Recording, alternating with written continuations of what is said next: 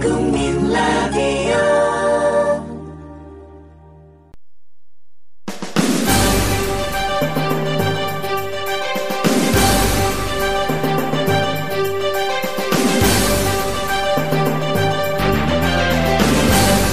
정치평론가 이강윤의 오늘.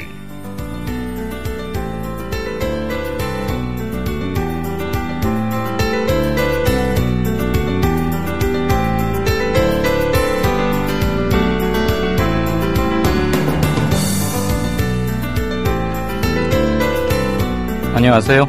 이강윤입니다. 7월 17일 목요일 시작합니다. 오프닝 멘트나 클로징에서 모처럼 미담을 전하게 돼 상쾌해집니다. 지난 12일 온라인 커뮤니티 뽐뿌에 카작의 검이란 분이 올린 멋이란 타고나는 것인가 봐요 라는 제목의 글입니다. 며칠 전 서울 신월동 시장 근처 길가에 세워둔 독일제 비싼 승용차 아우디를 7살짜리 어린아이가 지나가다가 손수레로 살짝 긁었던 일이 있었답니다. 그 손주와 동행 중이던 할머니는 아연실색했겠죠. 그런데 조금 후 차 주인이 나와서 할머니께 주차장이 아닌 길가에 차를 세워 통행에 방해를 드렸다 하면서 죄송하다고 사과했다는 사연입니다. 손주는 골목길 오르막에 이르자 할머니 대신 손수레를 밀고 가다가 그만 아우디 차량의 옆면을 긁었습니다. 할머니는 어쩔 줄 몰라 했고 사람들이 몰려들자 아이는 울먹였답니다. 10분 정도 지나서 차 주인이 나타나서는 엄밀히 말하면 피해자인데도 곧바로 할머니께 고개 숙여 사과한 겁니다. 차 주인의 부인으로 보이는 아주머니는 울먹이던 7살 어린아이를 꼭 안아주면서 달랬답니다. 진정한 사과는 이렇게 일순간 세상을 아름답게 만듭니다. 그런데 요즘 큰 잘못을 하고도 사과는커녕 뻔뻔하게 대드는 힘센 사람들이 사투리로 하자면 천지 빽깔입니다. 광고 듣고 시작하겠습니다. 부장님, 대리운전은 뭐 부를까요? 아, 대리운전 블랙박스 주는 1800-6606 대리운전이 있지 않은가? 아, 20회 이용시 블랙박스를 주는 1800-6606 블랙박스 대리운전이요? 그럼 검색창에 블랙박스 대리운전을 검색해보게. 홈피에는 다양한 상품들도 있다네. 저기 부장님, 블랙박스 대리운전에서는 국민TV에 후원도 한다면서요. 자네도 블랙박스도 주고 후원도 하는 1800-6606 이용하게. 역시 대리운전은 1800-6606.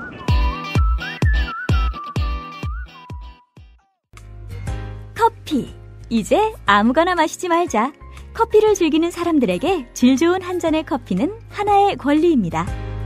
커피를 아는 전문가가 정성을 다한 로스팅으로 만든 제대로 된 커피. 제제 원두커피로 여러분의 권리를 누려보세요. 02-749-1002. 주소창에는 카페제제.co.kr, 그리고 검색창에는 카페제제를 검색하세요. 카페제제는 서울 용산구에 위치해 있습니다. 카페제제는 카페가 아닙니다. 커피 전문 인터넷 쇼핑몰입니다. 헷갈리지 마세요. 네, 제가 조금 전에 말씀드린 오프닝, 그 소식을 뒤늦게 접한 아우디 코리아는 차 주인이 연락해오면 수리비 전액을 지원하겠다고 오늘 밝혔답니다. 뭐 마케팅의 일환이겠지만 그 또한 그리 밉지는 않습니다. 그래도 옛날 아우디 코리아가 했던 짓을 생각하면 아직 좀 뒷맛이 남긴 하죠. 7월 17일 광주광역시 주택가 시가지 도로에 소방 헬기가 추락했습니다. 불이 붙은 채 바로 추락했고 탑승하고 있던 소방 관련 공무원들 5명, 주로 구조대원이나 경비 이런 일 하시는 분들인데 안타깝게도 돌아가셨습니다. 그리고 마침 그 곁을 지나던 시민 한 명, 학생이죠.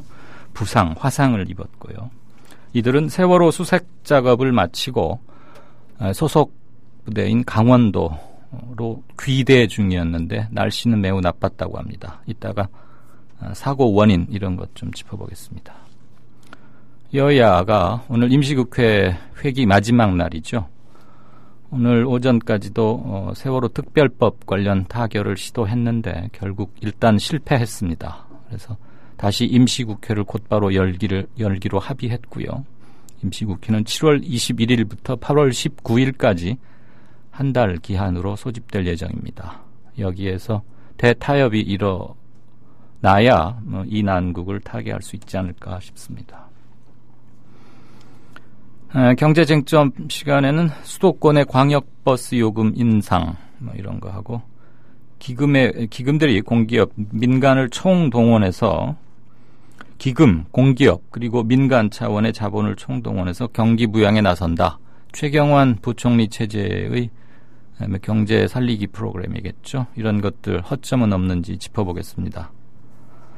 진짜 인터뷰 코너에서는 정성근 문체부 장관 후보자의 이른바 입에 담기 조금 모한 사연, 여성 문제라고들 알려져 있죠. 그거 터트린 새정치민주연합 김태년 의원 연결해서 그 얘기 포함해서 지금 유진영 장관 바로 면직 상태여서 지금 차관 하나밖에 없는 문체부의 행정 공백 이런 것들 최근의 현안 함께 좀 얘기 나누겠습니다. 연희 때처럼 기탄 없이 아무 주제나 올려주시면 그때그때 적절히 반영하도록 애쓰겠습니다. 네, 바로 뉴스 브리핑 들어가죠. 안은필 기자 어서 오십시오. 예, 안녕하세요. 안녕하세요. 또 이런 사고가 일어났어요. 올해 왜 이렇게 잦은지, 그리고 또 무슨 재난 현장에서 물불을 가리지 않고 일해 오시던 분들 5분이 또 사망했습니다. 헬기 추락 사고 원인은 나왔습니까? 예, 이 사고로 탑승객 5명이 숨지고 행인 1명이 다쳤습니다. 정확한 사고 원인은 아직 밝혀지지 않았는데요. 이 헬기가 이륙 5분 만에 추락한 점을 볼 때 저고도 비행 도중에 장애물에 걸렸을 가능성이 제기되고 있습니다. 또한 기계 결함 혹은 엔진에 새가 들어가면서 화재가 발생했을 가능성도 지목되고 있습니다. 경찰은 헬기에 설치된 블랙박스를 수거해 정확한 사고 원인을 파악 중입니다. 사고 목격자들은 헬기가 추락 직전까지 낮게 비행을 하다가 사람이 없는 큰 도로변 옆으로 떨어졌다고 말했습니다. 또 다른 목격자는 추락할 때 헬기가 낮게 비행하다 팍팍팍팍 하는 소리와 함께 인적이 없는 곳으로 떨어졌다고 당시 상황을 전했습니다. 네, 좀 더 사건이 정리가 되고 재구성이 돼야 되겠지만 일설에 의하면 헬기를 조종하던 파일럿이 가장 민가 주택가 주택 밀집 지역 아니었습니까? 예. 그 중에서도 가장 피해가 적을 곳을 골라서 혼신의 힘을 다해서 그쪽으로 몰았다. 추락 순간까지도 그랬다. 그런 얘기도 전해지더군요. 아직 확실히는 모르겠습니다만 만약 그랬다면 그거 역시 참 또 대단한 일인 거죠. 말 그대로 살신성인이 아닌가 싶습니다. 지금 남부지방에는 장마로 폭우가 엄청난 모양인데 서울은 찜통더위입니다. 이 더위 속에 세월호 유가족들 단식 나흘째를 맞고 있죠. 벌써 우려했는데 몇 분이 쓰러져서 병원으로 실려가셨다고요? 예, 그렇습니다. 서울 광화문 광장에서 나흘째 단식 농성 중인 고 이창현 군의 아버지 이남석 씨가 탈진으로 쓰러져 병원으로 옮겨졌습니다. 또 주변에서 피켓 시위를 벌이던 고 정차훈 군의 어머니 김연실 씨도 쓰러져서 같은 병원으로 옮겨졌습니다.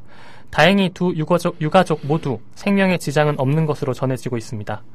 한편 대한불교 조계종 노동위원인 도철스님과 또 조계종의 노동위원, 집행위원 등 23명이 어제부터 서울 광화문 광장에서 세월호 특별법 제정을 촉구하며 동조 단식에 들어갔습니다.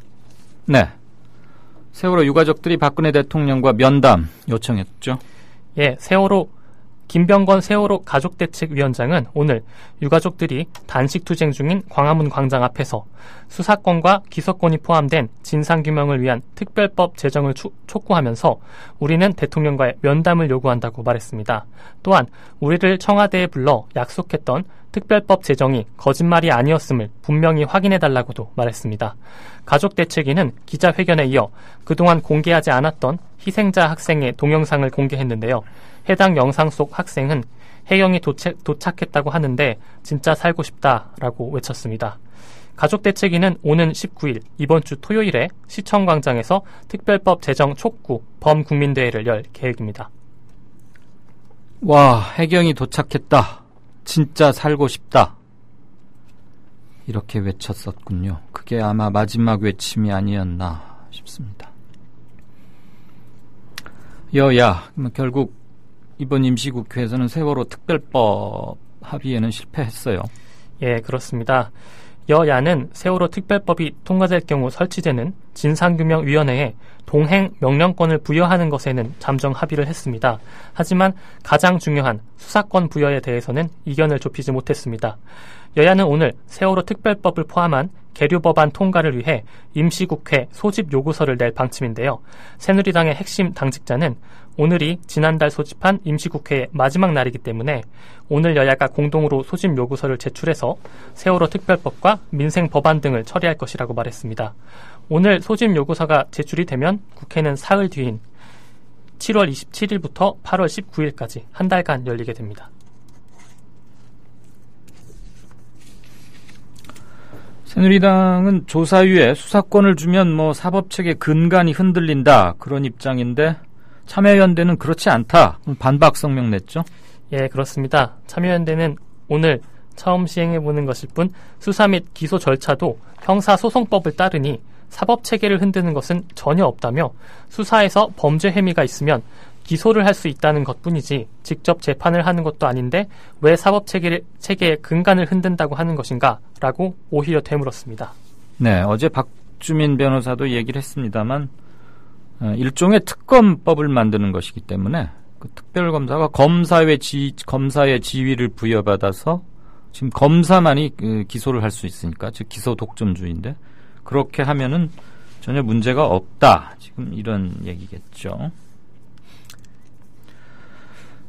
아직까지 잠수사들이 전혀 접근을 하지 못해서 한 번도 수색을 받지 못한, 한 번도 수색하지 않은 세월호 공간이 하나 남아 있었죠. 네. 거기 지금 선박의 외체 겉표면을 뜯어내고 이제 거기 들어가겠다 이거죠. 그럼 여기에서 지금 11분 미 구조자들 어떻게 될지요?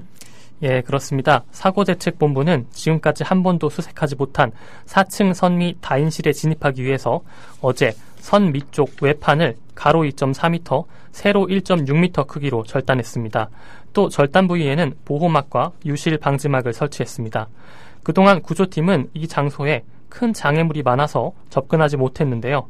세월호 미 구조자가 23일째 11명에서 줄지 않고 있는 상황에서 마지막 격실로 알려진 4층 선미 다인실에 대한 수색 결과가 주목됩니다. 네. 박근혜 대통령이 서남수 교육부 장관과 유진용 문체부 장관 면직을 통보했어요. 상당히 이례적인 건데 왜 그랬답니까? 예, 그렇습니다. 청와대 관계자는 교체될 예정인 서 장관과 유 장관에게 면직이 통보됐고 이임 절차에 들어갈 것이라고 말했습니다. 청와대는 서 장관의 후임에 황우여 전 새누리당 대표를 내정했고 유 장관의 후임으로는 정성근 후보자가 자진 사퇴하면서 새 후보자 인선에 착수했습니다. 장관이 면직됨에 따라 교육부와 문체부는 당분간 차관 대행 체제로 운영됩니다. 그리고 제가 조금 전에 임시국회가 7월 27일부터라고 잘못 말씀드렸는데요. 7월 21일부터 8월 19일까지 열리게 됩니다. 정정하겠습니다. 네. 정성근 문체부 장관 후보자 자진 사퇴에 대해서 첫날은 별 말이 없고 그냥 청와대 대변인도 모르겠다 꿀먹은 벙어리처럼 그러더니 하루 지나서는 아주 시시콜콜하게 묻지도 않았는데 장황하게 뭘 설명했죠. 예, 그렇습니다. 민경욱 청와대 대변인은 오늘 정 후보자의 자진 사퇴에 대해 폭넓은 의견 수렴이 있었고 그걸 비서실장께서 다 듣고 대통령께서 바로 판단할 수 있게 보고한 결과라고 말했습니다. 여론을 무시한 박 대통령의 5기 인사에 대한 비판이 거세지자 여야의 의견을 두루 수렴해 내린 결정이라면서 적극적인 방어를 한 셈입니다. 그러나 여야로부터 일찌감치 부적격 판정을 받은 정 전 후보자에 대해 이틀 전인 지난 15일까지만 해도 임명 강행 방침을 고수했던 청와대가 갑자기 여론의 귀를 열고 결단했다는 해명은 설득력이 없어 보입니다. 또한 이번 인사파동에 관한 유감 표명은 전혀 없었습니다. 네. 정의와 국회의장이 현행 국회의원 소선거제도는 너무 폐해가 많다. 이거 좀 뜯어 고치자. 이렇게 제안 겸 주장하고 나섰네요. 예, 그렇습니다. 정의화 국회의장은 제헌절을 맞아 현행 국회의원 선거, 소선거구제에 대해서 승자 독식의 현행 제도가 계속돼야 하는지 논의를 시작해야 한다고 밝혔습니다. 정 의장은 오늘 국회에서 열린 제헌절 기념식에서 이제는 지역주의와 진영 논리를 벗어던지고 정치의 틀을 근원적으로 바꿔야 한다며 그러기 위해서는 국회의원 선거제도 개혁이 필요하다고 강조했습니다. 네. 정 의장은 논의를 시작하는 시기는 차기 총선을 1년 반 남짓 앞둔 지금이 적절하다며 당리 당략을 떠나야 논의가 가능한 만큼 여야가 진지하게 논의해달라고 요청했습니다. 네, 재력가 송모 씨라고 지금 언론에서 다 쓰고 있는데 피살된 이 송모 씨 사건이 간단치가 않아 보여요. 계속 만지면 만지는 대로 덧나듯이 커지는데 치부책 자세히 살펴보니까 이번에는 돈 받은 사람 중에 현직 국회의원도 한 명 나왔다고요? 예, 그렇습니다. 서울 남부지검은 오늘 송 씨의 장부에 현직 검사와 전현직 시구 의원 외에 현직 국회의원 한 명의 이름이 기록돼 있다고 밝혔습니다.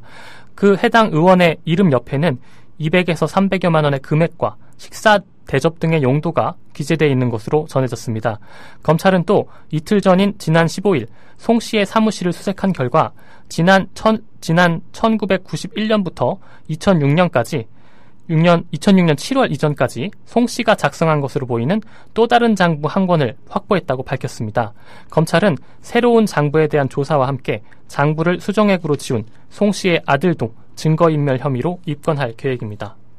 네, 전교조가 요즘 연일 압수수색당하고 아주 핀치에 몰려 있는데 전교조 전임자 70명 가운데 39명, 반이 넘네요. 학교 현장으로 복귀시키겠다 이렇게 말했죠. 예, 정교조는 오늘 기자회견을 열고 교육부의 복귀 명령을 거부할 때 예상되는 대량 해직을 막기 위해 복귀 대상 전임자 70명 중에 39명을 복귀시키기로 했다고 밝혔습니다. 정교조는 교육부의 복귀 명령은 법적 근거가 없음에도 교육감들이 교육부의 정치적 압박에 밀려 복귀 명령을 내렸다고 주장했습니다. 교육부는 앞서서 법원의 전교조, 법의 노조 판결로 노조 전임자가 휴직할 근거가 사라졌다며 오는 21일까지 전임자가 모두 복귀하지 않으면 직권 면직 처분을 내리라고 전국 시도 교육감에게 요구한 바 있는데요. 교육부는 오늘 복귀하지 않은 나머지 31명에 대해서도 기존의 방침을 유지할 것이라고 재차 강조했습니다. 교육부는 교육청이 따르지 않으면 직무 이행 명령을 내리고 이마저 이행하지 않는 교육감은 직무 유기 혐의로 고발할 방침입니다. 네, 나머지 31명은 교사의 교사 신분을 버리고 즉 실업자가 되는 걸 각오하고 해직당할 걸 각오하고 전교조 조직을 지키겠다. 그러니까 최소의 필수 인원만 남긴다. 이런 것인 모양이군요. 정부가 내일 쌀 시장 개방 공식 발표하겠다. 이렇게 말했죠? 예, 그렇습니다. 이동필 농림축산식품부 장관은 내일 오전 정부 서울청사에서 기자회견을 열고 쌀 시장 개방 방침을 밝히고 쌀 산업 발전 대책을 내놓겠다고 말했습니다. 정부는 쌀 관세율에 대해서는 세계무역기구 WTO와 추후 협상을 감안해 구체적인 수치를 제시하지는 않을 것으로 알려졌습니다. 네, 뉴스브리핑 건수가 많아지면서 연일 고생이 많죠. 안은필 기자 수고했습니다. 예, 고맙습니다.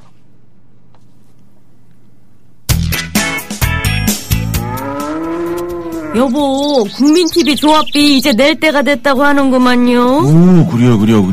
그 국민TV도 개국하고 어고 뉴스케이도 하던지. 달달이 11,000원 내는 거 맞죠? 11,000원만 내지 말고 좀 더 혀.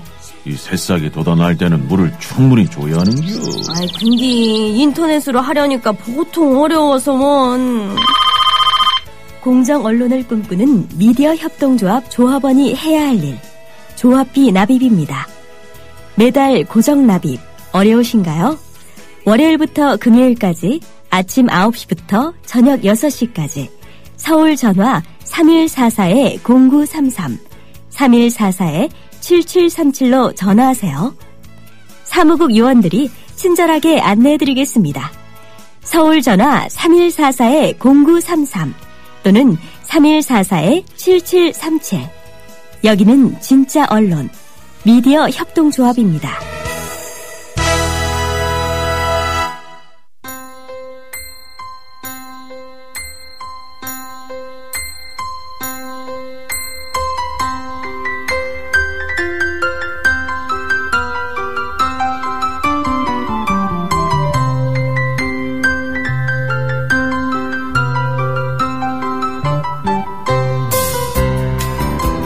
국민라디오 이강윤의 오늘 날씨 이야기입니다.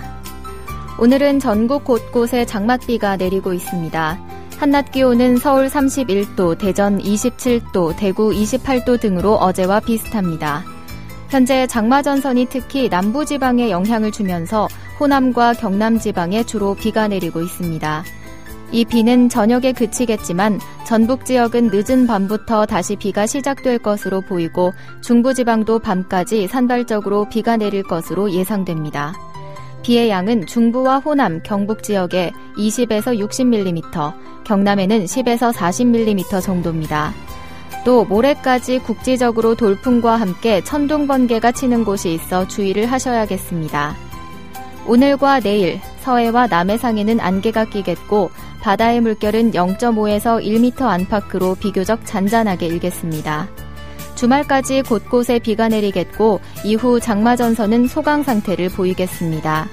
그리고 다음 주 중반쯤에는 막바지 장맛비가 예상됩니다. 지금까지 변현주였습니다.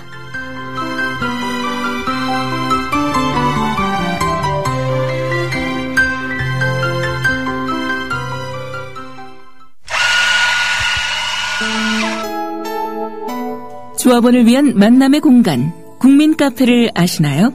질 좋은 원두로 만든 커피, 그리고 다채로운 음료는 기본이고요. 각종 공개 방송, 우리 사회의 건강한 지식인이 펼치는 따뜻한 특강이 펼쳐지고요.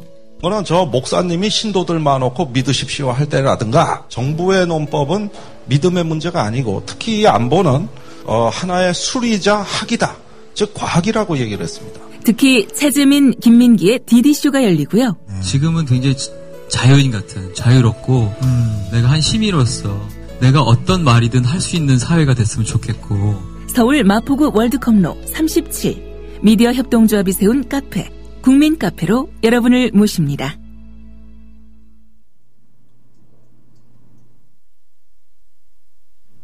네, 미리 듣는 뉴스 K 황준호 팀장 연결하겠습니다. 안녕하세요. 예, 안녕하십니까.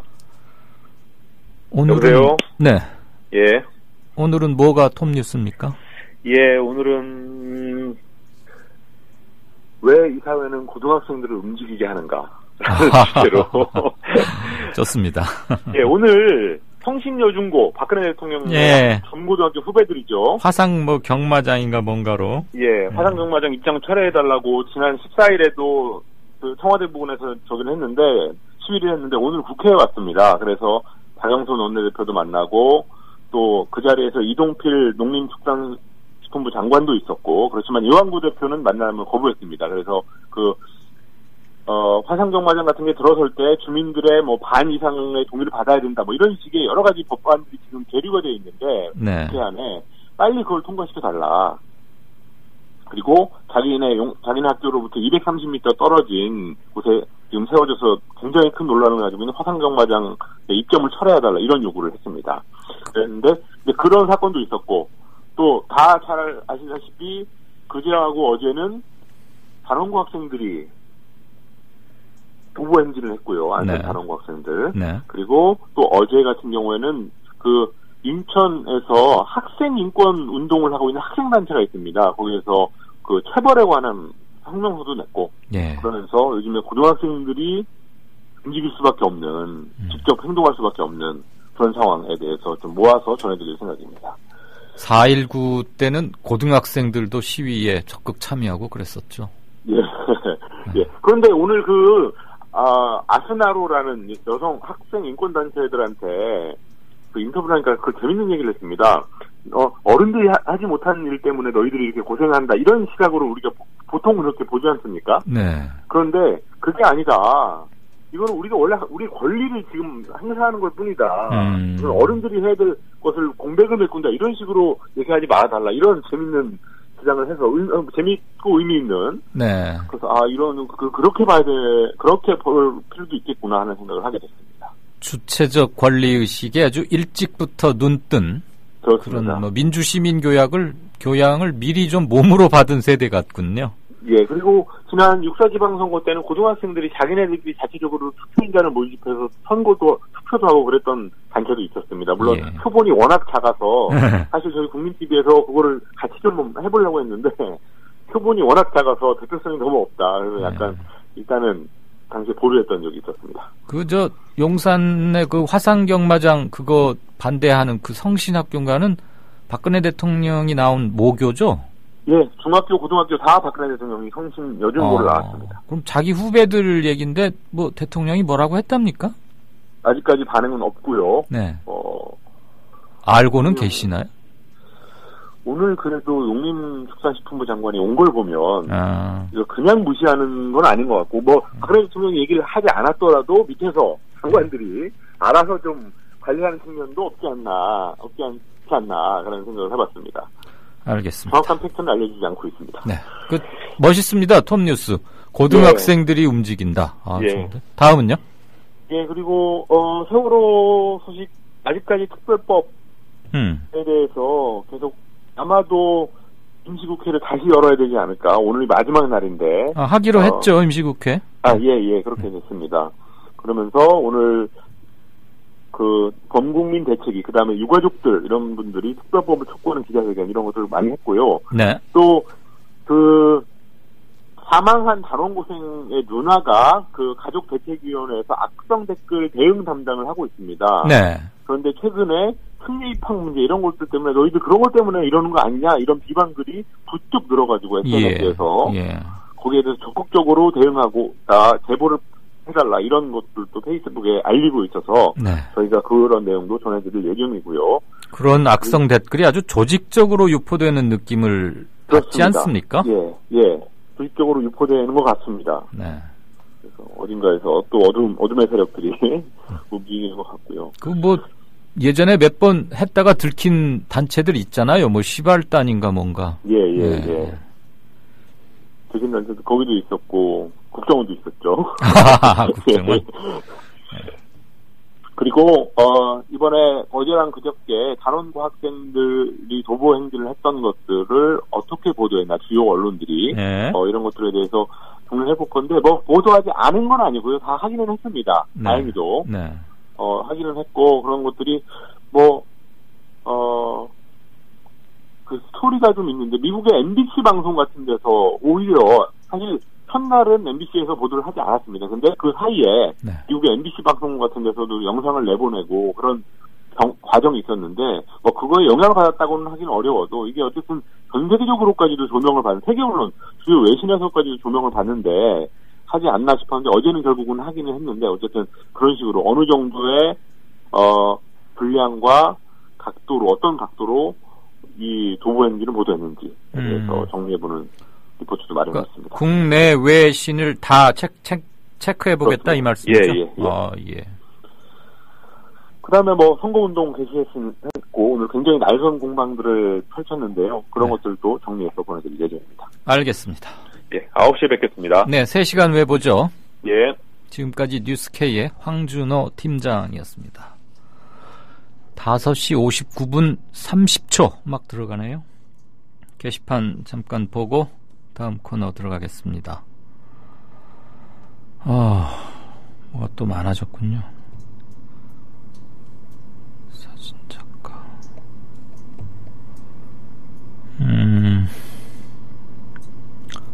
박원순 시장이 세월호 유가족들 찾아가서 위로하고 경청하고 하는 거 사진과 함께 소식 주셨고요. 문재인 의원도 다녀왔죠. 네. 국물도 없수다님께서 박 시장께 유족들 좀 숙소를 마련해 주시면 안 될까요? 노숙하지 않게. 네, 그렇군요. 그런 견해 주셨습니다.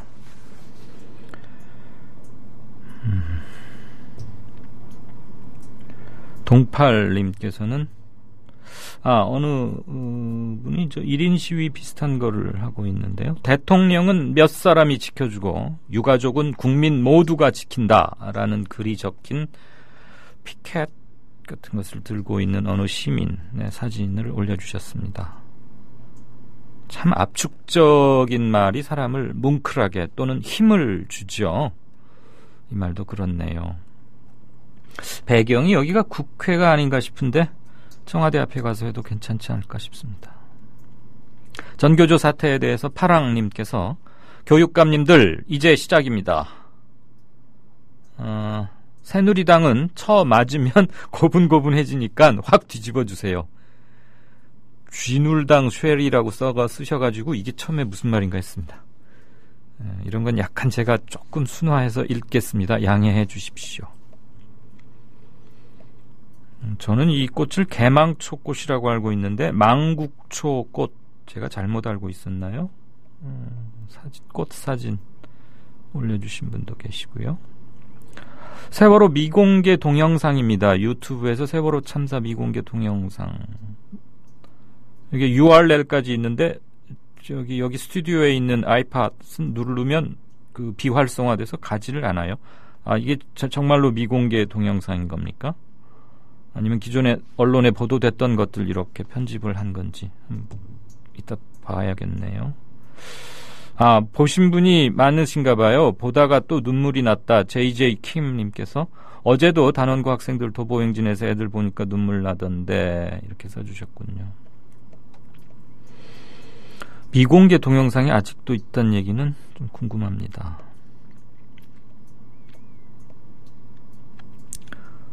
요 시국에 오늘 제가 한 오프닝이 조금 생뚱맞으셨나요? 너무 우울하고 답답하기도 했고 제가 직접 취재를 한 건 아니어서 어느 네티즌이 올린 글이어서 사실 육하 원칙이 조금 부족한 부분도 있었는데 그분에게 연락을 하거나 할 수는 없었습니다. 그렇지만 이런 일도 있다는 걸 좀 말씀드리고 싶어서 일부러 골랐고요. 좀 길었죠. 남산 스카이님께서 천지백가리가 뭐냐고 물으셨는데 저도 천지빛가리로 알고 있었거든요. 그런데 오리지널 부산분에게 방송 시작하기 한 4, 5분 전에 여쭤봤습니다. 천지 뭐가 맞습니까? 그랬더니 천지백가리가 맞다 그러면서 왜 우리 가을거지 하면 별을 배해서 이렇게 이렇게 쌓아두잖아요. 볕집단, 볕가리 이렇게 하는데 그걸 아마 세게 발음하면서 경상도 인터네이션하고 어울려가지고 빽가리 이렇게 되나봐요. 그분께서 오리지널 부산분께서 빽가리가 맞다 그러면서 네이버로 찾아보니까 그 사전에도 삐까리가 아니고 빽가리로 나온다고 알려주셨길래 저는 그걸 100% 신뢰하고 천지 빽가리라고 발음했습니다. 힘센 사람 중에 뻔뻔하게 사과 안 하는 사람들이 좀 한 것 같아서요. 네, 그랬고 세월호 특별법 무산된 거에 대해서는 많이들 분노해하시고 도대체 왜 그렇게 집권 여당 새누리당은 그걸 완강하게 틀어주고 있느냐, 수사권에 대해서 좀 확 트인 새로운 차원의 사고를 좀 해라, 이런 거 촉구하는 글들 많이 보입니다. 네, 다음 순서 진행하겠습니다. 동아일보 해직 언론인의 모임인 동아자유언론 수호투쟁위원회 김종철 위원장. 그는 국민TV 스튜디오 입구에 붙은 글귀를 감격 어린 눈으로 지켜봅니다. 그것은 자신들이 1974년 10월 24일 편집국 입구에 게시한 동아투의 결의문 사본이었습니다. 저기 스튜디오에 사진을 걸어놓은 거 보니까 저희 113명이 해직 당할 때 그것이 부당하다고 항의하시다가 자진 사퇴하신 송건호 선생님, 중앙정보부에서 받은 고문 때문에 파킨슨씨 병으로 몇 해 전에 돌아가셨고, 왜 국민TV는 40년 전 동아투의 결의문을 입구에 붙였을까요? 그 투쟁 정신을 이어받아 공정 언론을 건설하겠다는 의지 때문입니다. 이것이 어디 미디어 협동조합 몇몇 임직원만의 숙제이겠습니까? 죽은 언론인의 사회에 역사를 살아가는 모든 시민에게 던져진 사명일 것입니다. 미디어 협동조합의 조합원이 되주십시오. 국민.tv에 접속하시면 됩니다. 2014년 4월 1일은 한국 언론사의 역사적인 날이 되리라고 생각합니다. 동아투의 사람들 뒤에서 여러분이 원하는 모든 일을 힘껏 도와드리길 약속드립니다.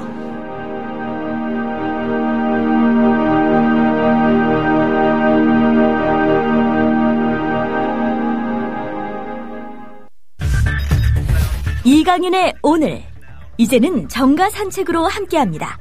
정치권 동향 생생하게 풀어드릴 분은요. 네, 양정대 기자 안녕하세요. 네, 안녕하세요. 네. 어제하고 또 뭐 얘기가 자꾸 다르게 뭐가 나오네요. 기자들도 많이 헷갈리겠는데. 네. 김명수 사퇴한 한국교원대 김명수 장관 후보자 이렇게 지명 철회시키고서 그 후임으로 황우여 지명했다. 요 얘기를 김무성 대표는 전혀 몰랐다 그랬잖아요. 예, 그랬었죠. 근데 예. 나도 사실은 전에 들었다. 이게 지금 나 그렇게 정보에서 물 먹고 있는 거 아니다라고 하는 겁니까? 아니면 진짜 들었다는 얘기입니까? 일단 본인의 해명은 그거였습니다. 내가 청와대에서 박근혜 대통령과 대통령과 나눈 얘기는 좀 보안을 지켜야 된다 이런 생각에서 내가 사전에 몰랐다 이렇게 얘기를 했는데 사실은 청와대 회동 자리에서 들어서 알고 있었다 이거죠. 5분간 따로 만났을 때 들었대요? 예, 그 전에 들었는지 아니면 그 자리에서 들었는지에 대해서는 분명하게 얘기는 안 했었는데요. 네. 어쨌든 이제 그 얘기입니다. 그런데 오늘 그 얘기를 한 게 굉장히 좀 상황이 좀 뭐랄까요? 좀 웃긴다 이런 표현을 써도 될 것 같은데 오늘 조선일보의 기사에 보면 그런 얘기가 있습니다. 아니 새누리당의 새 대표, 집권 여당의 새 대표가 이제 당권 주자 이제 새 대표가 들어섰는데 청와대가 이 사회부총리를 내정을 하면서 당 대표하고 여당 대표하고 상의도 안 했냐, 통보도 안 했냐, 네. 이게 말이 되느냐, 그렇죠. 이런 지적을 하고 나선 거죠. 예. 그러니까 이게 결국 화살이 청와대가 또 일방적으로 한다. 이것도 되지만 이 여권 핵심부의 의사결정 과정, 이 굉장히 중요한 의사결정 과정에서 이 새누리당의 대표가 실세 대표다 이런 평가를 받는 김무성 대표가 소외됐다 이제 이런 평가도 가능하지 않겠습니까? 그렇죠. 네, 그러니까 내가 인사 문제에서 소외됐던 거 아닌데 라고 이제 뒤늦게 해명을 하고 나선 거죠. 그나저나 모양은 좀 안 사네요. 근데 그거보다 더 좀 웃긴 거는 저기입니다. 정성근 전 후보자 관련한 문제입니다. 예, 그때도 자기가 미리 전화 받았다고 왜 이렇게 이 양반 말을 스타일 정성근 전 후보자와 관련해서는 사실 이제 김무성 대표가 수평적인 당청 관계 그러니까 할 말은 하는 이런 당이 되겠다 이런 얘기를 계속 해왔었는데 정성근 전 후보자 관련한 이 논란의 와중에 보니 대통령의 인사권이라고 전혀 건들지 않고 한 발 물러서 있고 빼는 듯한 그런 모습 보이는 거 보니 이거 할 말을 하기는 이런 이제 비판을 받았지 않습니까? 예. 그러다 보니까 자진 사퇴 부분에 대해서 정성근 전 후보자가 이 공개적으로 이제 자진 사퇴 의사를 밝히기 한 2시간 전에 라디오 인터뷰하면서 박근혜 대통령의 임명 강행에 대해서 이렇게 두둔하는 그런 인터뷰를 했었다가 아주 머쓱해지지 않았습니까? 네. 그랬는데 이제 요는 그겁니다. 미리 정성근 후보자가 미리 나한테 전화를 했는데 내가 그 전화를 못 받았고 그래서 몰랐던 거지. 그 전화만 받았으면 내가 충분히 알 수 있었다. 네. 이렇게 해명을 한 거죠. 양 기자 그런데, 잠깐만요. 긴급 네네. 속보 하나 전해드리고 말씀 이어가죠. 지금 6시 8분에 막 떴는데 부산 지하철 전동차에 불이 나서 승객들이 지금 대피하고 있답니다. 아이고야. 이거 정말 정신이 없네요. 광주에서 제가- 헬기 떨어지고 뭐고. 예, 제가 조금 더 대구고- 상보 올라오는 대로 좀 예, 챙기기로 제가 하고 말씀 대구 이어가 주시죠. 미안합니다. 예. 제가 대구 지하철 참사 때 현장에 갔었는데 그런 일은 아니겠죠. 예, 그때는 내가 예, 준 데스크를 보면서 아주 힘 뺐던 기억이 납니다. 그 정성근 후보자 문제와 관련해서는 네. 사실은 그 비판의 핵심이 수평적인 당청 관계 만들겠다고 그렇게 강조를 했던 사람이 정작 가장 중요한 현안에서 한 발 빼면서 청와대 아무 말도 못한 이게 과연 옳은 거냐 네. 이런 지적을 했던 건데 사전에 자진 사퇴를 내가 알 수 있었다라고 얘기하는 거 그렇게 해명을 하는 건 참 엉뚱한 해명 아닙니까? 그렇죠. 거기다가 더더군다나 그 전날 청와대 오찬 자리에서는 인사 문제에 대해서 좀 여론이 비판적인 여론들이 있다. 요 정도 수준에서만 얘기를 했고 인사 문제 나한테 맡겨달라는 대통령의 얘기에 대해서 아무 대꾸도 못했다고 해요. 예. 그렇기 때문에 본인은 그때까지만 해도 자진 사퇴는 생각도 안 했고 임명 강행하는 걸로 알고 있었던 거고. 그러니까 그 정성근 후보자의 자진 사퇴 관련해서 그 과정에서 자신이 어떤 역할을 했던 건 단 하나도 없는 거죠. 그런데 대신 정성근 후보자의 사퇴 문제가 어제도 전해드렸습니다마는 그 전날 한밤중과 어제 새벽에 그렇게 얘기가 오가는 동안 이 김무성 대표는 전혀 그 사실을 모르고 있었던 말이죠. 네. 그러니까 결국은 할 말을 해야 될 상황에서 얘기를 못했고 그러면서 또 동시에 그 사퇴가 논의되는 과정에서는 또 뭐 배제돼 있었고 이런 부분들이 뻔히 드러났는데 그럼에도 좀 나름 뭐 좀 자존심을 세우는 그런 해명을 하고 싶었던 것 같습니다. 어쨌거나 모양새는 안 좋은데 말이죠. 네. 양 기자. 전 네. 지금 양 기자 소상한 그 전후 얘기를 들으니까 이런 생각이 드네요. 김무성 신임 대표가 취임 일성으로 청와대에다가도 할 말은 하겠다 이러지 않습니까? 그랬었죠. 예. 우리가 할 말을 하려면 일단 잘 알아야, 정확히 그리고 빨리 알아야, 즉 확실한 정보가 있어야 할 말은 하든 말든 하든 거 아닙니까? 그렇죠. 항상 뒤늦게 알고 뒷북치면서 어떻게 할 말을 한대요? 그리고 가장 더 중요한 건 자기가 할 말을 해야 될 그 상황에서 할 말을 하면 상황을 이끌고 가게 되는 거죠. 그렇죠.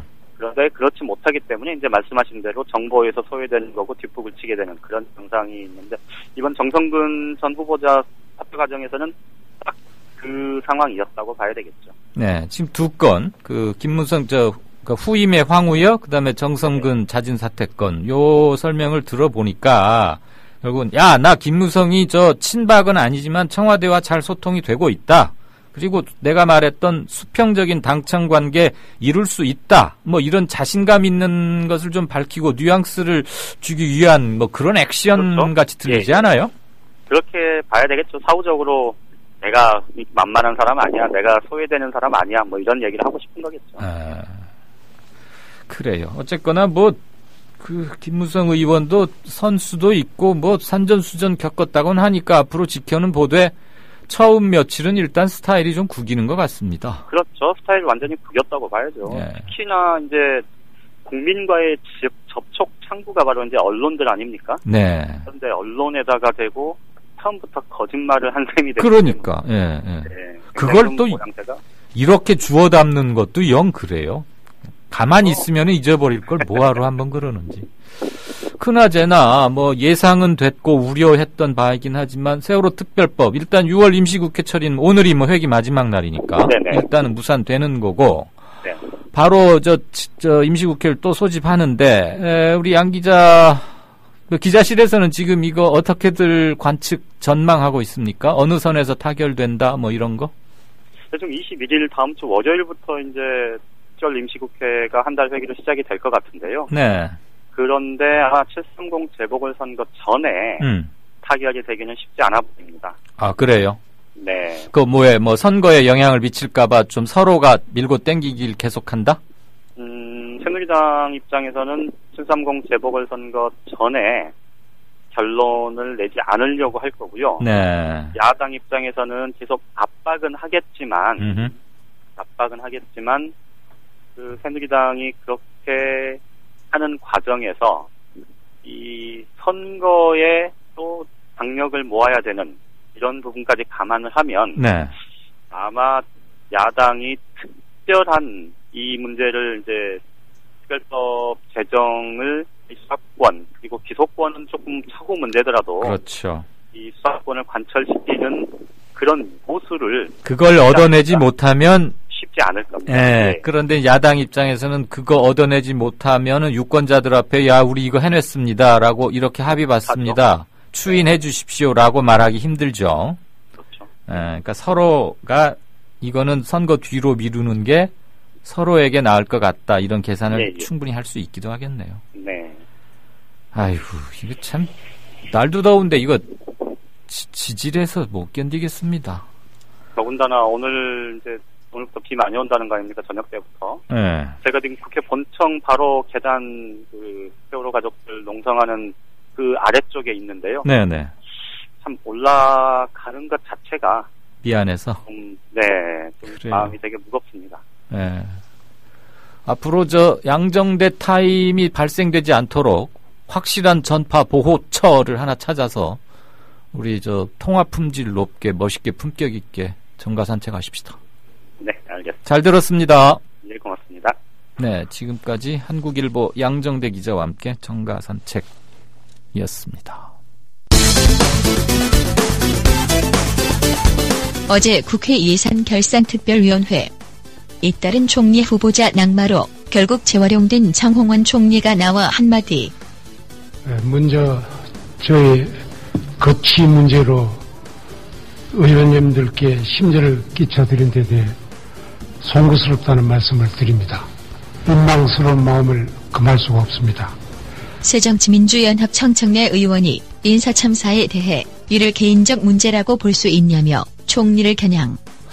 이러한 전반적인 인사 실패에 대해서 총리께서는 아무런 언급을 하지 않고 있습니다. 한마디 언급도 없이 개인적인 문제로 이 문제를 치부해버리는 것은 대단히 잘못된 태도다. 이렇게 생각합니다. 지적하지 아니할 수 없습니다. 이어서 야당 의원 2명이 추가로 의사 진행 발언. 듣다가 참지 못한 새누리당 김진태 의원. 지금 우리 임시국회에서 제대로 지금 열린 첫 번째 예결입니다. 우리 지금 국가 개조해야 된다고 하는 거 아닙니까? 오늘 질의 순서만 돼도 이것만 보십시오 한번. 이 많은 위원들이 밤을 새워가면서 해도 지금 모자랄 판에 자꾸 이렇게 산발적으로 드러나는 의사 진행 발언 때문에 의사가 방해되지 않았으면 좋겠습니다. 우리 여기 있는 여당 의원들이 할 얘기가 없어서 지금 이러고 가만히 있는 게 아닙니다. 할 얘기가 없어서 새정치연합 의원들 3번 말할 때 1번 말할 것밖에 없어서 이러고 있는 게 아닙니다. 그야말로 의사 진행 발언으로 협의되는 시간이 아깝다며 장광설을 늘어놓는 김진태 의원. 이런 본인도 지금 의사 진행 발언을 하고 있는 중. 자, 이렇게 시간이 아까운 여당 의원들. 어떤 질의를 하시나 들어볼까요? 문도리코라는 별명의 주인공 문대성 의원. 총리님께 먼저 질의를 좀 드리겠습니다. 세계 스포츠 대통령이라 불리는 토마스 바하 위원장이 지난 7월 1일부터 2일까지 1박 2일간 공식 방문 일정을 잡았습니다. 그런데 청와대는 박근혜 대통령님의 일정이 되지 않는다며 토마스 바하 위원장님과의 면담을 잡지 않았습니다. 뭐 특별한 이유가 있었습니까 그때? 전혀 제가 그걸 알아보지 못했습니다. 청와대 의전을 총리에게 물어보는 다소 생뚱맞은 질문. 또 새누리당 서울 강서울 김성태 의원입니다. 최경환 경제부총리께 질의하겠습니다. 취임하자마자 국민의 목소리에 답하기 위해서 국회에 와서 성실한 답변을 또 하고 또 소신을 밝히는 상당히 중요한 의미 있는 지금 예결위 질의장이라고 보고 있습니다. 누구보다 많은 경륜이 있으니까 지금 이 어려움을 잘 헤쳐나가는 데 있어가지고 저는 몇 가지 중요한 부분을 좀 말씀을 드리고 싶습니다. 네, 안녕하십니까. 저는 이제 보온대추, 영동와인, 옥천 향수의 고장 지역구인 박덕흠 의원입니다. 오늘 부총리님 취임을 진심으로 축하를 드리고 사실 이제 국민들이 엄청나게 기대를 많이 하고 있습니다. 제가 이렇게 지역에 가봐도 우리 부총님에 대한 그런 기대가 상당히 크기 때문에 아마 어깨가 상당히 무거우실 거리라 생각이 됩니다. 앞으로 좀 잘해서 우리 박근혜 정부가 성공할 수 있도록 많은 힘을 쏟아주십사는 부탁의 말씀을 드리겠습니다. 아까운 시간에 대통령 측근이자 실세인 경제부총리에게 꼬리를 흔드시는 새누리당 의원들. 의사 진행 발언하는 시간은 심히 아깝고 실세 부총리에 띄워주는 시간은 아깝지 않다?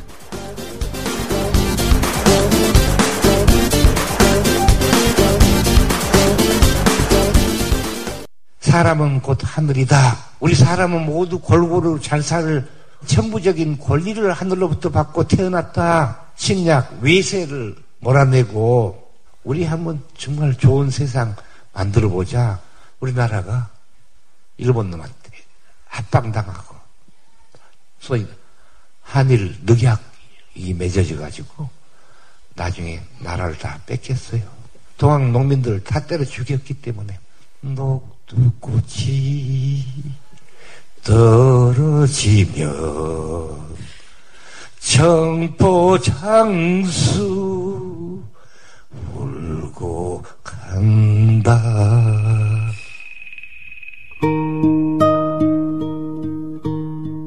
농림부 장관을 지냈던 김성훈 미디어협동조합 초대 이사장의 말이었습니다. 미완으로 끝난 동학농민운동. 그러나 아직 끝나지 않았습니다. 미디어협동조합 건설로 맥을 이어갈 수 있습니다. 정의롭고 평화로운 세상을 갈망하는 민주시민의 꿈. 미디어협동조합 건설로 연글고 있습니다. 국민점TV에 접속하셔서 조합원 가입하기를 클릭하심으로 동참해 주십시오. 좌절하기엔 아직 이릅니다.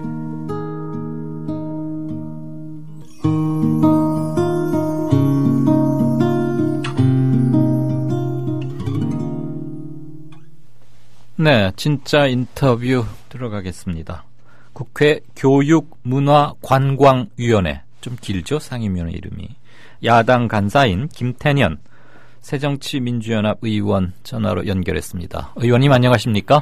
네, 안녕하세요. 김태년입니다. 반갑습니다. 네, 반갑습니다. 들으셨는지 모르지만 그렇게 우려했던 큰 사고는 아닌 것으로 보이는데 부산 지하철에서 또 사고가 있어가지고 1호선이 전면 스톱되고 승객들이 대피하고 그런 일이 좀 전에 있었답니다.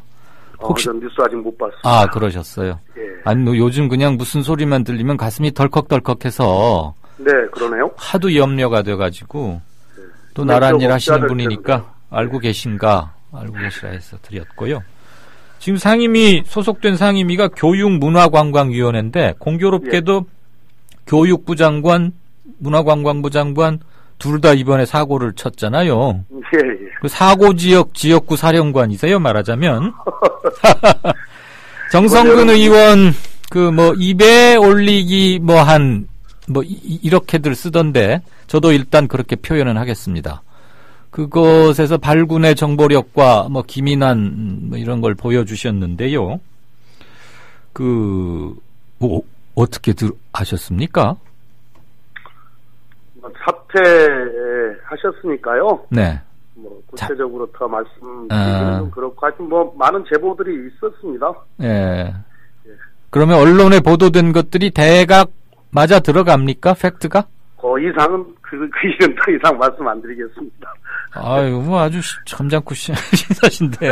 아니, 우리 팩트 차원에서 질문한 거예요. 예. 그건 더 질문하지 마시죠.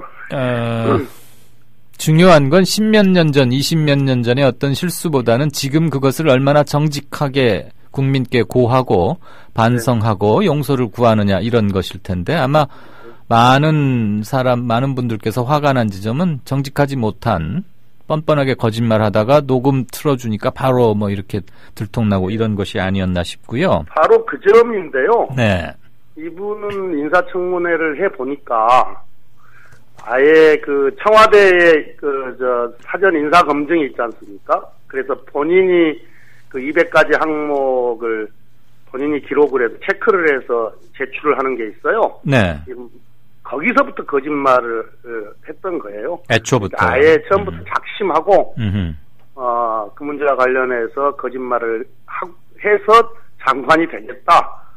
이렇게 생각하신 분이죠. 네. 그 고위공직자가 그렇게 거짓말을 해버리면 그분이 펼치는 이 정책들에 대해서 국민들 누가 신뢰를 하겠으며 신뢰가 없는 정책이 국민들한테 수용이 되겠습니까? 네. 정책 자체가 힘이 없어지는 거죠. 네. 그래서 그분은 그렇게 장관, 고위공직을 하시면 안 되는 분이다 이렇게 판단을 했고요. 그럼 뭐 국민들 다 똑같이 판단하지 않으셨습니까? 그렇겠죠. 그리고 이번에는 또 이례적으로 이른바 진보지, 보수지 할 거 없이 다 그냥 모두 다 언론에서도 이분 장관 하면 안 된다. 네. 지명 철회해라, 자진 사퇴해라 이렇게 주장을 하셨던 거죠. 저도 몸담았던 신문사이긴 합니다만 조중동 이 새 신문이 특히 이번에 아주 매섭게 기자들 용어로 조지더군요.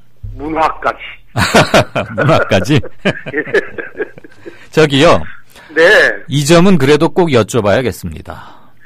이제 자진 사퇴했으니까 더 네. 들추어 못하겠느냐라는 사나이의 심정은 저도 접수하는데요. 네. 그래도 기자가 인터뷰를 하는데 그렇게 넘어가면 안 되시죠. 그 질문 잠깐만요. 알아주세요. 만약에 예. 원래 청와대에서는 임명 강행하려고 했잖아요. 예, 그게 잠깐만요.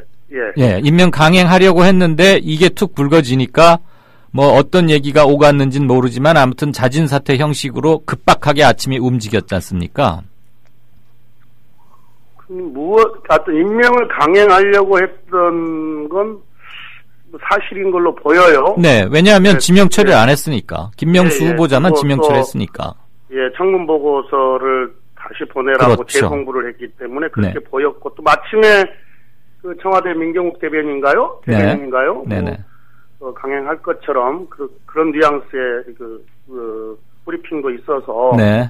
근데 이제 그 전날 2시 반에 예. 그 인사청문 보고서 재송부 요청 이게 아주 저희들을 많이 좀 화나게 했다 그럴까요? 고약했죠. 뭐냐면은 저희들한테는 꼭 겁박처럼 들렸어요. 그러게요. 예, 이례적으로 무슨 2, 3일 여유를 두는 것도 아니고 2, 3일 여유를 두고 그렇게 보내라고 해도 사실은 이해할 수 없는 거였는데 당일날 12시까지 보내라. 이건 완전히 국회 완전히 무시해버린 거거든요. 네네. 예. 제가 지금 요 질문을 드리고자 방금 마중물 질문을 한 건데요. 임명 강행하려고 했었어요. 청와대는 분명히. 그러니까 5기 인사다 그런 말도 나오고 했는데 임명을 강행한 후에 즉 장관에 취임한 후에 김태년 의원실에서 수집한 각종 정보들을 좀 더 탄탄히 해서 또는 지금 취합된 정도가 얼마나 100% 완벽한지는 김 의원 본인이 더 잘 아시겠지만 장관 취임한 후에 폭로 또는 터뜨렸다면은 더 큰 정치적 임팩트를 가질 수 있지 않을까라는 생각은 안 해보셨습니까 혹시? 정치나 또는 국정 운영, 저희들도 국정 운영에 일부분 책임이 있는 사람들인데요. 네네. 국회도 야당도 정치를 그렇게 꼭 임팩트, 당락 이런 것만 갖고 하면 안 된다고 보고요. 그건 조금 책임성이 부족한 거다 이렇게 생각하고요. 네. 예, 제가 이제 그 이야기는 했죠. 만약에 임명을 강행하면 이분은 절대로 장관으로 인정하지 않겠다. 네. 그리고 국회에 발 못 붙일 것이다. 그러니까 이제 그것도 일종의 점잖은 협박인데. 그러니까 협박이 아니고 나한테 뭐가 있으니까 임명 강행하지 마라. 그거를 이제 여당 측 신성범 의원 통해서 이렇게 한 것은 가급적 전파시켜라 이런 게 있지 않으셨겠습니까? 그런데 제가 무슨 임팩트, 당리당략 이 차원에서 드리는 말씀은 아니고 네. 최동욱 전 검찰총장의 건을 현 집권 여당 측에서 사생활 부분을 이용해서 까내기 했던 과정을 보면 그런 점이 좀 있고 말이죠. 그다음에 730 재보선에 미치는 영향 또는 그럼에도 불구하고 임명 강행했던 거에 대한 마지막 결정타 또는 카운터 블로우를 날릴 수도 있었다. 이제 그런 점에서 혹시 그 점은 어떻게 생각하시는지 여쭤본 겁니다. 우리가 저쪽 사람들하고 똑같이 놀 수는 없잖아요. 아, 예. 그렇게 점잖게 해서 모든 일이 잘 풀리면 좋겠는데, 세월호 특별법만 해도, 예. 이렇게 점잖게 하니까 뭐가 잘 안 돼서 매우 비통해하고 애통해하는 분들이 많기 때문에, 예, 그 점은 아주 비통합니다. 네, 야당이 필요할 때는 야당답게 결기를 좀 세워달라. 그런 여론의 일부를 제가 전해드리는 겁니다. 물론 네. 잘 듣고 계시리라고 믿기는 하겠습니다. 네. 그나저나 문화체육관광부가 아주 어수선해졌고 지금 장관 하나에 원래 차관 2명 있는 부서인데 딱 2차관 하나 남아있죠, 현재는. 예. 근데 그런 상황이 최소한 한 달 정도 지속될 것 같지 않습니까?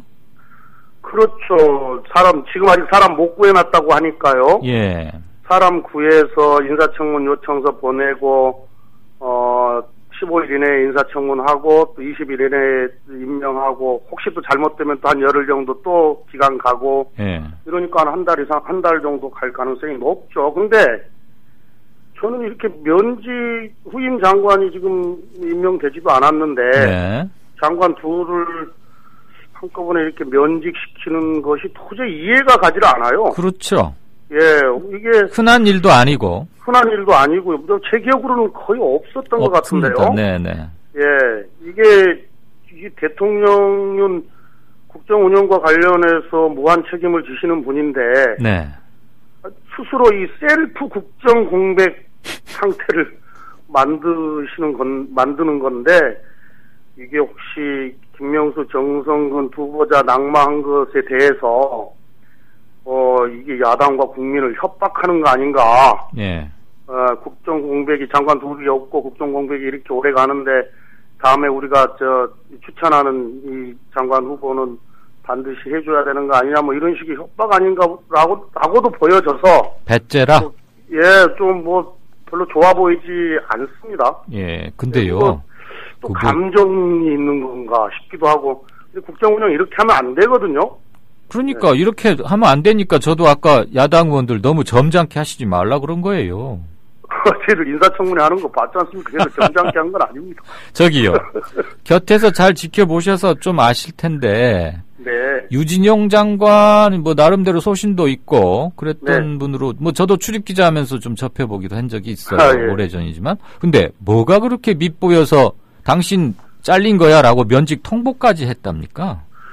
저희들도 그걸 정확하게는 저희들이 이제 알지 못하죠. 근데 유진용 장관은 상당히 균형 감각이 있는 분이셨어요. 예, 원래 이제 문화 쪽에 일을 하시는 분들이 원래 창조적이고 창의적인 일들을 많이 하시기 때문에 어떻게 보면 스펙트럼이 다양하지 않습니까? 네. 그러니까 대단히 균형 감각이 대단히 중요한데 지금 어떻게 보면은 우편향의 어떤 문화 정책 이런 주문들에 대해서 유진용 장관이 쉽게 얘기해서 말을 잘 안 들었다. 네. 이런 이야기도 있고 또 세월호 참사 이후에 국무회의 석상에서 네. 저도 언론 어떤 기자한테 들은 이야기인데 네. 언론 국무회의 석상에서 세월호 참사에 대해서 책임져야 된다. 누군가는 책임져야 된다. 이렇게 발언했다가 이른바 무서운 레이저 2방 맞았다. 이런 이야기도 있더라고요. 예. 근데 하여튼 유진용 장관 교체는 이번에 이기내가 구성하면서 유진용 장관 교체하려고 했던 것 또한 저희들이 잘 이해가 가지 않는 점입니다. 그러니까. 이분은 크게 대과 없이 문체부를 잘 이끌어 왔거든요. 뿐더러 세월호 수습 발생이나 수습 과정에서 직접적으로 문화관광부가 관련도 없고요. 그러게요. 예. 그리고 국회 관계도 괜찮았어요. 예. 예.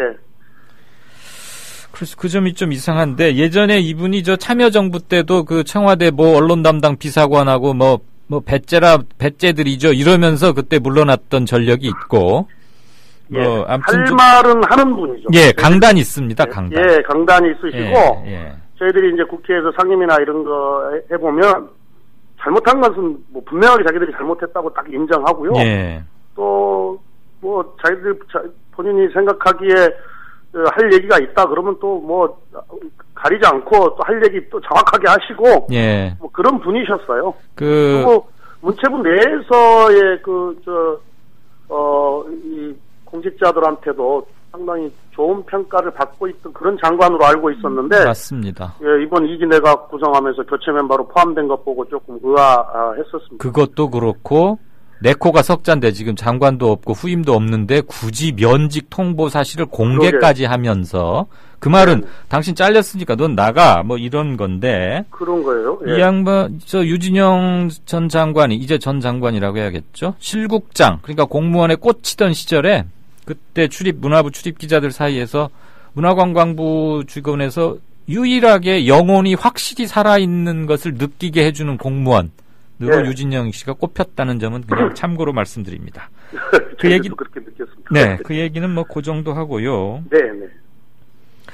뭐 이정현 전 청와대 홍보수석 있지 않습니까? 네, 네. 지금 이제 자기 고향 곡성 순천에 나가서 열심히 운동 중인데. 예. 730이면 며칠 안 남았잖아요. 네. 그리고 아직 문체부 장관 후임도 안 정해져 있고. 네, 네. 만약에 거기서 잘못돼서 떨어지면, 네. 잘못돼서란 말은 뺄게요. 뭐 같이 개입적인 단어니까. 네. 낙선하면 문체부 장관으로 돌린다. 뭐 요런 소리나 분석도 슬쩍 나오던데 들어본 바 있으시거나 또는 견해는 어떠세요? 처음 듣습니다. 그러니까 이제 이번 선거 떨어지면 문체부 장관 간다는 얘기는 처음 들었는데요. 네. 순천 곡성 가서 출마하겠다는 얘기를 듣고 네. 그 생각은 했죠. 이분이 이번 이제 순천 곡성은 어쨌든 새누리당한테는 어려운 지역이니까. 그렇죠.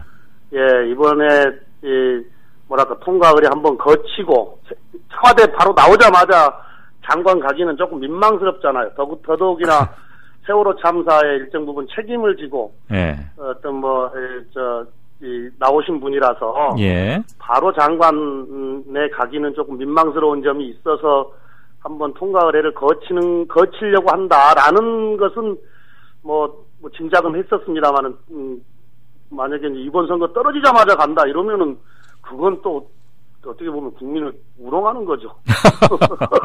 그거야말로 진짜 돌려막기인 거죠. 그건 돌려막기보다도 더 심한 거죠.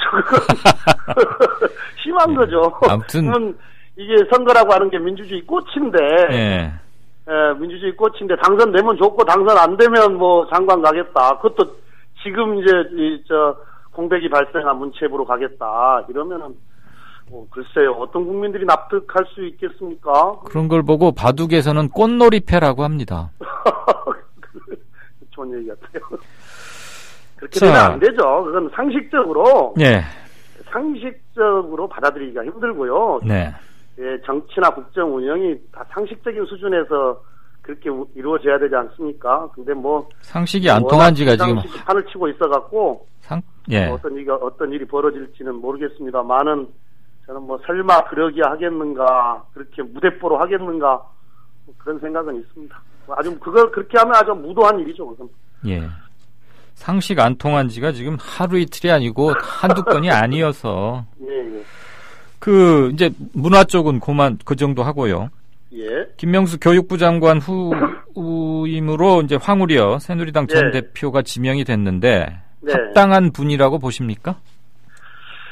글쎄요, 이제 제가 이분하고는 17대 때 한 2년 상임위도 같이 해봤었고요. 네. 그리고 또 지금 19대 전반기 때도 같은 상임위였어요. 물론 대표를 맡고 계셨기 때문에 상임위는 거의 출석을 안 하시긴 했습니다만은. 예.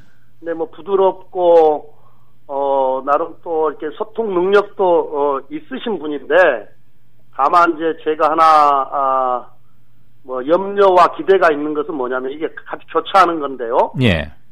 이게 교육부를 포함하여 이제 사회부총리를 겸임을 하기 때문에 우리가 지금 저출산 고령화 사회에 우리가 대응을 해야 되는 국가적 과제가 있지 않습니까? 네. 이건 결국은 뭐냐면은 국정 운영의 우선 순위를 어떻게 잡느냐 하는 문제인데요. 제대로 응전하기 위해서는. 결국은 재정 문제거든요. 재정을 어디다 먼저 투입해 주냐 하는 건데, 이분이 과연 이 재정부처를 설득하고 대통령의 결심과 결단을 받아낼 만큼의 어떤 강단이 있으신가 하는 점과 또 그렇게 했으면 좋겠다고 하는 또 기대를 포함해서요. 그 다음에 또 하나는 이분이 대통령께 이 민심을 정확하고 과단성 있게 용감하게 그렇게 전달하실 수 있을까 네. 하는 데 대한 의문은 있습니다. 그 사학법 개정 과정에서 이분이 어떤 태도였고 어떻게 기표했는지는 물론 파악하고 계시죠. 물론이죠. 예. 그런 점에서 문제 결격이라고 생각지는 않으십니까 혹시? 그런 이제 정책 두세 가지, 서너 가지를 딱 놓고 보면 네. 지금 새누리당 의원들은 다 결격 사유가 있는 거죠. 네. 예, 근데 그것을 바꾸도록 과거에 가졌던 그 생각을 바꾸어서 균형 잡힌 그런 정책을 펴도록 만들어내는 것 또한 저희 야당의 또 몫이고 책임입니다. 가능하리라고 보십니까? 세게 해봐야죠. 그런 거 따지면요, 이분 원내대표 시절에 반값 등록금 약속했었거든요. 예. 근데 이거 아직까지 안 지키고 있고요. 네. 그 다음에 이른바 친일 교과서, 그 교학사 교과서, 이 문제 생겼을 때도 이 친일 교과서 옹호했어요. 그러게요. 그 다음에 제일 지금 우려스러운 것 중에 하나가 이 한국사를 교과서를 국정교과서로 바꿔야 한다. 이렇게 지지를 한 바가 있어서, 네. 이 점은 상당히 우려스럽죠. 예. 상당히 정도가 아니고 중대 사안 같은데요. 예, 마지막 인사청문회 말씀하십시오. 인사청문회 단계에서부터 네네. 아주 이 문제는 철저하게 따지고 검증하고 해야 될 문제입니다. 제가 지금 그 질문 드리려고 했는데 예. 그 점 말고 황우여 지명자 후보자에 대해서 또 청문회에서 주로 매섭게 좀 짚으실 대목은 어떤 것들을 꼽고 계십니까? 도덕성 검증은 뭐 기본으로 해야 되고요. 왜냐하면 청와대가 다 해서 넘겨주면 이건 덜해도 되는데 네. 청와대 인사 시스템이 지금 거의 완전히 검증 과정이 붕괴되어 있어요. 예. 예, 그래서 이건 뭐 국회에서 아니할 수가 없고요. 그 다음에 교육 철학. 네. 또 아까 말씀드렸던 그런 문제들을 포함한 교육 정책 이런 부분들을 집중적으로 검증해야 되고요. 더구나 이제 사회부총리를 겸임하고 있기 때문에 네. 아까 말씀드렸던 이 저출산 고령화 사회에 우리 사회가 제대로 대응할 수 있는 방안 또는 의지 이런 것들을 갖고 있는지에 대해서 네. 아주 촘촘하게 또 야무지게 그렇게 검증을 해야 한다고 생각합니다. 또 그렇게 하겠습니다. 네. 황우여 장관 후보자의 인사청문회를 지켜보는 많은 국민들이 물컹하게 하진 않을까 하는 우려를 갖지 않도록 잘 해주실 것을 부탁드립니다. 네, 절대로 그렇게 안 하겠습니다. 네, 오늘 긴 시간 고맙습니다. 네, 감사합니다. 네. 지금까지 새정치민주연합의 김태년 의원과 얘기 나눠봤습니다. 또 하나의 공정 언론, 국민TV 뉴스. 한국의 오프라인 뉴스, 온라인 여론, 국민TV 뉴스에 접속하시면 한눈에 만나실 수 있습니다. 또 하나의 진짜 언론, 국민TV 뉴스. 뉴스.국민.tv, 미디어 협동조합 국민라디오, 국민TV의 자매 인터넷 신문, 국민TV 뉴스에 지금 접속하세요.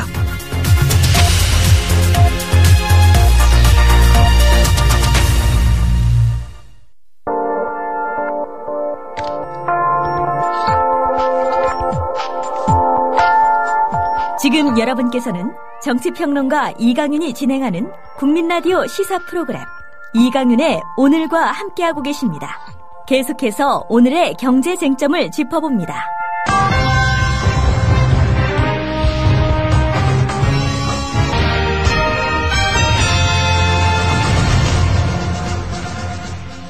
네, 경제 소식 듣는 시간이죠. 김광수 경제연구소의 길경식 이사, 안녕하십니까? 네, 안녕하세요. 공공요금 인상, 얼마 전에도 했고, 선거 끝나니까 예상은 했습니다만, 수도권의 M버스, 광역 급행인가 하는 거 있죠? 몇 군데만 쓰는 파란색. 그거 요금을 꽤 많이 올려달라 이런다면서요?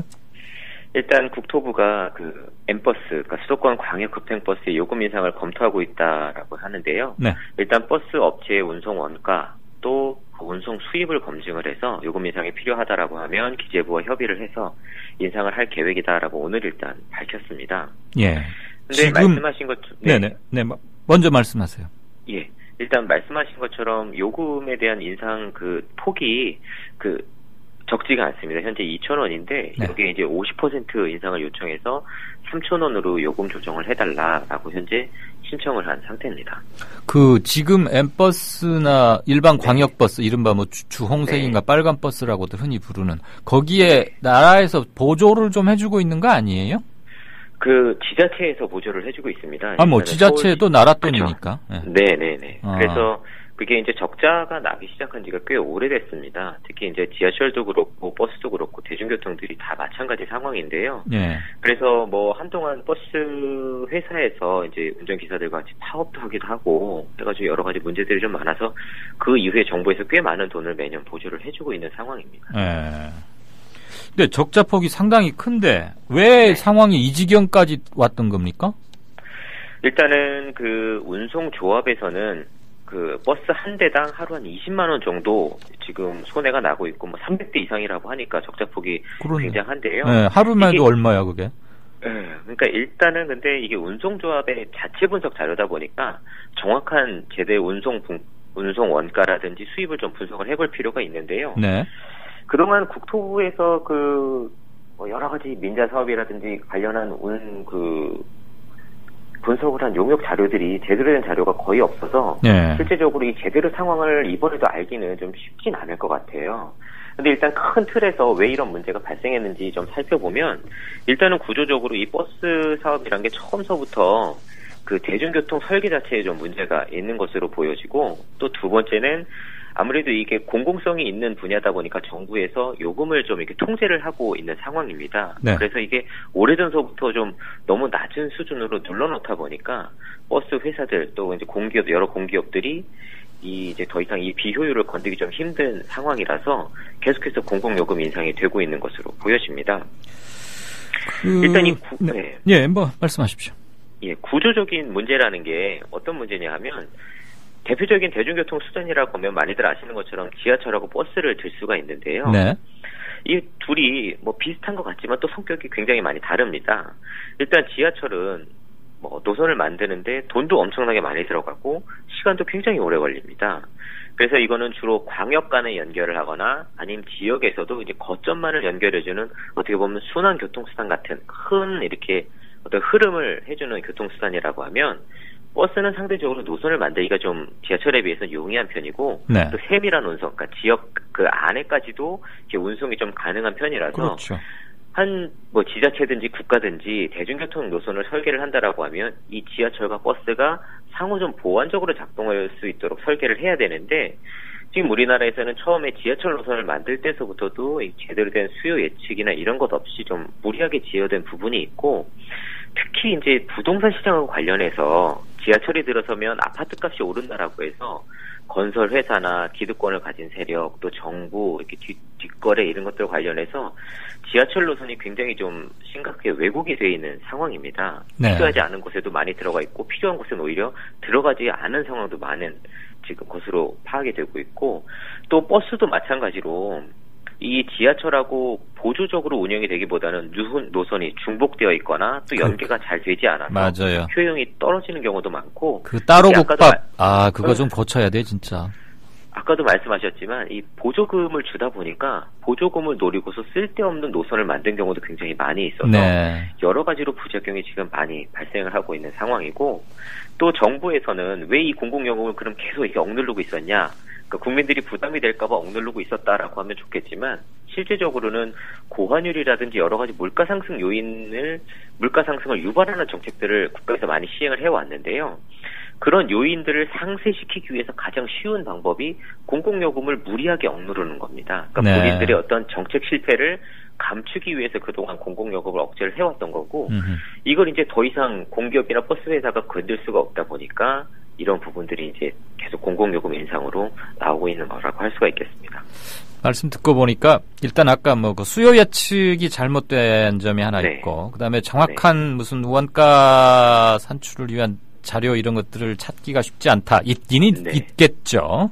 얼마나 정직한가의 문제도 있겠지만 어쨌거나 그것을 그때그때 인상 요인이 있을 때 정확한 정보 공개와 설득을 통해서 제때제때 반영을 하면 몇 년에 한 번씩 몇십 %씩 올리는 그런 충격을 자잘하게 분산시킬 수 있었는데 그런 기능이 전혀 또는 거의 이루어지지 않았다. 이렇게 듣고 정리를 해도 되겠습니까? 예, 맞습니다. 네, 어쨌거나 이거 매일매일 타고 다니는, 더군다나 지금 입석 이제 못하게 했잖아요. 7월 그렇죠. 16일부터. 저도 네. 이것을 많이 타고 다니는데 좀 너무 많이 오르면 이거 부담되죠, 사실. 맞습니다. 그렇습니다. 그리고 경기 부양 얘기 계속 나옵니다. 요 얘기 잠깐 더 해볼까요? 기금, 공기업, 민간까지 총동원해서 경기 부양하겠다. 어떤 소리입니까? 일단 정부에서는 기금 중에 여유가 있는 재원을 한 5조에서 7조 원 정도를 풀고 하반기에 그다음에 공기업에도 투자를 확대하게 해서 좀 하반기에 경기 부양에 나서겠다고 말을 하고 있고요. 그동안 좀 그 자제를 해왔던 임대형 민자사업 BTL이라고 하는 임대형 민자사업도 민간에서 다시 제안을 해서 허용할 수 있도록 방법을 강구하겠다라고 이야기를 하고 있고 또 주식시장에 이제 기업 공개, 그러니까 주식 상장을 하는 기업들에 대해서는 세제 혜택을 주는 방안도 지금 검토 중이다라고 이야기를 하고 있습니다. 그러면 어떤 기금을 사용하겠다는 겁니까? 일단 현재 정부에서 이야기하고 있는 검토 중인 기금은 국민주택기금, 신용보증기금, 기술신용보증기금, 중소기업 창업기금 등이 있는데 아마 주로 국민주택기금이 될 것 같습니다. 국민주택기금이 워낙 덩치도 크고 여유자금도 한 5조 원 이상 정도 되는 것으로 보이는 것 같아요. 그래서 하반기에만 이 기금을 한 5조 원 이상 추가로 집행해서 부동산 시장 정상화에 도움이 되도록 하겠다라고 이야기를 하고 있는데 일단 이 국민주택기금이란 건 원래 처음에 기금의 목적이 주거가 불안정한 국민들의 주거 안정을 위해서 사용하도록 되어 있습니다. 근데 지금 이 기금을 무리하게 끌어다가 부동산 시장 정상화에 쓴다라는 건 부동산 시장 가격 부양을 한다라는 이야기고, 이는 주택을 가지고 있는 사람들에게 어떤 일종의 이제 보조금을 주는 것과 마찬가지거든요. 그럼 이건 기금 사용의 근본적인 취지하고 목적이 맞지 않기 때문에 이런 부분들은 조금 더 고민을 해볼 필요가 있고, 특히 이제 다른 기금들도 뭐 신보라든지 기보라든지 아시는 분들 아시겠지만 대부분 정부에서 이런 기금을 통해서 주는 돈은 눈먼 돈이라고 생각을 하세요. 그러니까 눈먼 돈이잖아요. 특히 이제 브로커들이 공공연히 활동을 하고 있는 영역이고 그렇다 보니까 현재 뭐 회수율도 굉장히 낮은 편이고 먼저 그냥 먹는 사람이 임자인 상황이라서 이런 부분들의 기금을 무조건 지금 갖다 끌었을 게 아니라 먼저 이런 부분들이 제대로 활용되고 있는지, 회수는 되고 있는지, 누가 받아가고 있는지에 대해서부터 먼저 좀 철저한 조사가 좀 필요하다라고 보여지고, 또 지금 정부에서 뭐 공기업에 이제 투자를 활성화하겠다라고 하는데 다들 기억하시겠지만 연초에 정부에서 뭐 공기업에 대해서 경영 정상화한다, 부채 줄인다 한참 막 떠들었었잖아요. 근데 그때 제가 이게 거의 힘들 거다라고 말씀을 드렸었거든요. 그래서 그때 그 이유에 대해서도 정부가 이 성장률 높이기 위해서 공기업에 투자를 강요할 수밖에 없기 때문에 아마 이 부분이 거의 유명무실해질 것이다라고 얘기했는데 지금 하반기 들어서면서부터 이제 최경영 공개팀에서 다시 공기업에게 무리하게 이제 투자를 강요하는, 그래서 경제 성장률을 높이고자 하는 그런 정책을 시행하고 있는 것으로 지금 보여집니다. 앞으로 감시와 균형, 견제 이런 것들이 더욱 필요한 대목이군요. 오늘 말씀 잘 들었고 여기까지 듣겠습니다. 고맙습니다. 네, 감사합니다. 지금까지 길경식 이사였습니다. 서울 공돌이를 비롯해서 몇몇 분께서 요즘 이게 화제인가 보죠. 제가 트위터를 안 해서 좀 늦습니다. 뒤늦게 하려니까 좀 낯이 설기도 한데, 박광온 후보 지금 수원에 출마했죠. 새정치민주연합 대변인하고 있던 그 딸의 트위터가 뭐 화제인가 보죠. 트위터 계정명이 SNS로 효도라는 것 해보자 뭐라는 건데, 물려받은 것은 머리가 큰 것이었다. 너무 도덕적이어서 재미없는 아버지와 30년이나 함께 산 어머니를 존경한다. 나는 슈퍼 불효녀다. 오죽하면 아빠를 돕고 있는 보좌관이 나에게 트위터 하지 말아달라고 연락했다. 뭐 이런 노이즈 마케팅인지 뭔지 모르겠습니다. 소개해달라 그래서 말씀드렸고요. 마무리할 시간입니다. 클로징 말씀드리고 물러가겠습니다. 오는 9월 열리는 인천 아시안게임에서 남북 화해 무드가 기대되고 있는 가운데 정부는 오늘 북한이 남북한 선수단 동시 입장과 공동 응원, 그리고 일부 종목의 단일팀 구성을 제안해 올 것으로 예상되는데 미리 선을 긋고 나섰습니다. 일정상 선수단 동시 입장이나 공동 응원은 불가능하고 단일팀 역시 시간이 너무 촉박해서 응할 수 없다는 겁니다. 선수단 같이 입장하거나 퇴장하는 게 무슨 일정이 필요한지 잘 모르겠습니다. 저는 솔직히. 그보다 더 중요한 건 북한이 아직 공식적으로 제안해 오지도 않은 상황에서 이렇게 미리 선을 긋고 나서는 것은 뭘까요? 설령 시간이 촉박하다고 하더라도 공동응원이나 동시입장 이런 거 해보려고 애쓰는 것이 화해와 협력의 진정한 자세가 아닐까요? 북한 문제만 나오면 왜 이렇게 우리 정부는 소화병적으로 움츠려드는지, 그리고 보수 정권들에서는 특히 이런 게 왜 몇십 년째 계속되는지 저는 이해가 잘 안 됩니다. 박근혜 대통령께서는 올해 초 신년회견에서 이른바 통일대박론을 내세웠습니다. 그저께는 통일준비위원회 구성을 발표하기도 했습니다. 통일대박 내려고 하기 전에 공동팀 구성이나 공동응원 같은 소박이라도 먼저 해봐야 통일대박이 나든 말든 할 것 아닐까요? 들어주셔서 감사합니다. 오늘 순서는 여기까지입니다. 이강윤이었습니다. 내일 뵙겠습니다.